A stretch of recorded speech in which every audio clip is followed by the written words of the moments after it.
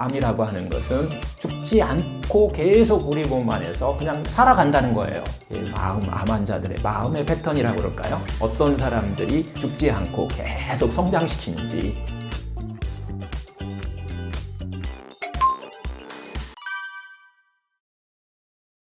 물론 우리가 암이 너무 성장하면 살아야죠. 그래서 항암제나 방사선으로 줄여줘야 돼요. 그리고 또 없애주기도 하고. 암은 이제는 현대의학이 이게 항암제나 방사선이 나쁜 것이 아니라 현대의학이 급성병을 만성병으로 바꿔놨어요. 활용하셔야 돼요. 그리고 나서 암세포를 죽이는 것이 방사선이나 항암제 이외에 우리가 흔히 이것을 이제 자연치유라고 얘기하고 자기 면역력을 향상시키는 이런 것들을 키우셔야 되는 것은 이제 뭐 다 아시는 내용이잖아요.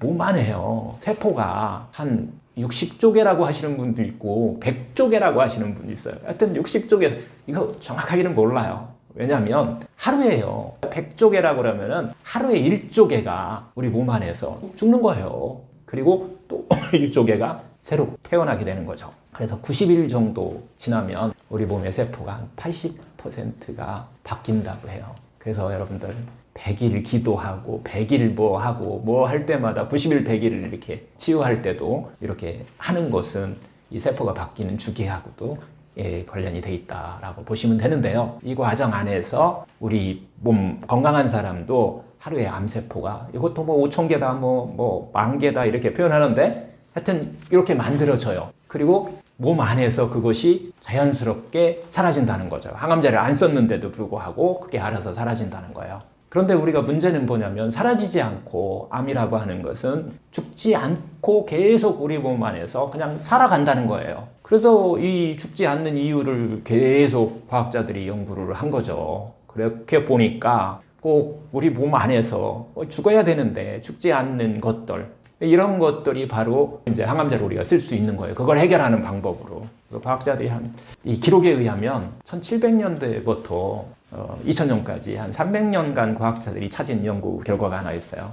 암 환자들의 마음의 패턴이라고 그럴까요? 어떤 사람들이 죽지 않고 계속 성장시키는지 이걸 원인을 찾아야 되니까요. 그 원인을 찾아봤는데요. 4가지 정도를 찾았어요. 4가지 패턴들이 있더라라고 하는 건데 첫 번째 성향은 마음의 어떤 성향들이에요. 이런 것들인 첫 번째가 바로 타인에게 자기를 좋게 보이려는 성향을 갖고 있더라. 그렇게 삶을 살아가고 있더라는 거예요. 두 번째는 늘 자기를 변호하려는 그런 경향이 있더라는 거예요. 변호하려는 경향이야. 그냥 자신이 선인인 척하는 그런 성향이에요. 그 다음에 세 번째는 이 불안한 감정에 쉽게 노출되는 성향이에요.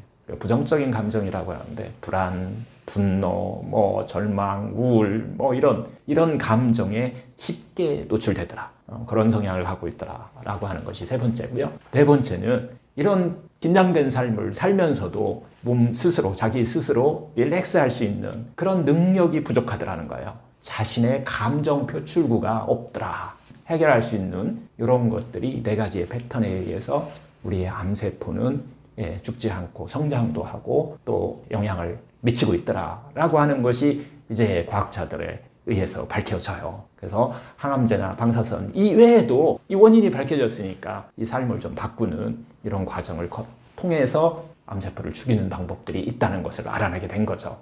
하여튼 또 여기서 연구하면서 밝혀진 것 중에 하나는 암세포가요. 다들 상당히 많은 환자분들이 심지어 의사 선생님들도 독하고 나를 막 죽이고 막 이런 아주 나쁜 놈으로 우리가 생각하는 경우가 그리고 또 무섭다라고 하는 것이 상당히 일반적인 생각들인데 의외로 정말 약하고 정상인 세포와 암세포를 바깥에다 이렇게 꺼내놓아 보니까 노출시켜 놔 보니까 정상인 세포는 오랜 시간 살아있는데 암세포는 너무나 약하다 보니까 1초도 못 산다고 얘기를 해요. 그 정도로 약하고 암세포가 해결책은 좀 쉽겠죠.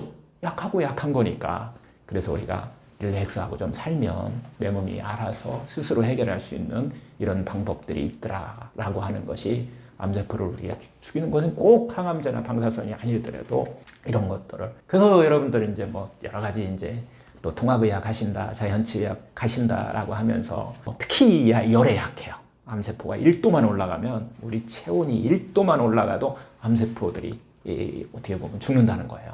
어떻게 보면 릴렉스하고 체온 1도 올릴 수 있도록 지속적으로 올려야 돼요. 여러 가지 의학적인 장비들도 쓰지만은 평상시에도 체온 1도가 올릴 수 있는 이런 것들이 이렇게 여러분들이 그런 삶을 사시게 되면 내 몸 안에 있는 NK세포라고 하는 거죠. 이런 세포들이 내 암세포를 깔끔하게 그냥 제거를 하고 있더라는 거예요. 어떻게 보면 방사선이나 항암을 하신 다음에 그 뒤에 재발하지 않도록 내 몸에 있는 NK세포를 잘 활성화할 수 있도록 여러분들이 생활 습관을 바꾸는 것이 중요하지 않은가. 그리고 그것을 우리가 자연치유력이라고 한다. 면역세포를 활성화시키는 방법이기도 하고요. 이런 것들이 여러분들이 특히 암 환자 같은 경우는 암세포를 죽이는 것 이외에도 우리 생활 습관을 좀 바꿔서 우리 몸을 면역세포를 좀 강화하는 이런 것들이 필요하지 않을까라는 생각을 해요. 그래서 결국은 여러분들이 암에 걸리신 분이나 또 암에 투병하고 계신 분들은 이 암에 대한 이해를 조금은 범위를 좀 넓혀 보셔서 마음의 어떤 문제까지 이렇게 접근해 보시면 암이 우리한테 전달해 주는 메시지를 들을 수 있어요. 그게 무슨 뜻이냐면 심플합니다. 바꾸라는 얘기예요. 그렇게 살지 마. 좀 삶을 바꿔봐. 좀 릴렉스하게 살아. 좀 더 기쁘고 행복하게 살아. 그리고 또 하나, 나에게 좀 상냥하게 해. 왜 다른 사람한테는 상냥한 척 하면서 나 자신한테는 그렇게 나에게 좀 상냥하게 좀 대해줘. 나를 좀 배려해줘. 라고 하는 신호라고 하는 그런 메시지라고 하는 것을 우리가 알아차리시고 그걸 조금만 여러분들이 생활 속에서 바꾸시면 아마 항암제나 방사선보다도 더 좋은 항암제를 여러분들이 갖고 있지 않은가 이렇게 생각하시고 그렇게 삶을 한번 바꿔보시면 치유하는 데 많은 도움을 될 겁니다. 이게 정말 중요해요. 이제 사이먼 프로그램이라는 게 있어요. 사이먼튼 요법이라고 하는 데서는 이 문제에 대해서 300년 동안 연구한 기준을 가지고서 이걸 해결하는 방법을 이제 프로그래머화 시켜갖고 하는 방법을 쓰고 있어요. 제가 실제로 또 인턴을 갔다 왔는데 상당히 중요한 포인트이기도 해요. 항암제나 방사선을 할 때 어떤 마음가짐을 가지고서 하느냐에 따라서 부작용이라든가 치유율이 너무나 바뀐다는 거예요. 어떤 마음을 갖고서 여러분들 항암이나 방사선을 하면 될까요? 부작용이 없을까요? 그리고 빨리 회복할 수 있을까요? 다 나와 있지 않나요? 답은 이미. 근데 여러분들이 해보지 않고 또 하는 방법을 몰라서 그런 것들을 활용하지 못했던 거예요. 그래서 이 프로그램 안에서는 이걸 할 수 있는 방법을 하는데 여러분들이 아직은 안 해봤기 때문에 최소한도 3개월 정도를 훈련을 좀 하셔가지고서 이제 사용을 하시게 되면은 연구 결과에 의하면 이게 나중에 이제 정신의학회 발표를 하는데 여러분들이 생각했던 것보다 훨씬 더 효과가 탁월해요. 어떻게 보면 가장 심플한 방법 하나만 예를 들어서 소개를 하면 12개 중에서 한 개예요. 이미지 유도 명상이라는 게 있어요.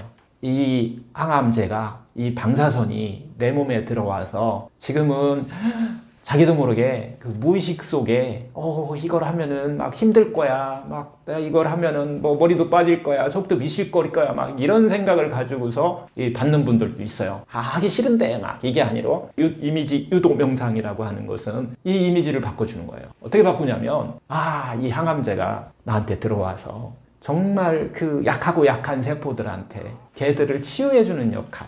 건강한 세포는 건드릴 수가 없어요. 원래가 항암제가 그런 본성을 가지고 만드는 거거든요. 그런 이미지를 계속 상상하는 거예요. 이렇게 하고 나서 항암제를 맞아보니까 이 항암제 부작용을 갖고 계신 분들의 70% 정도가 완화돼요.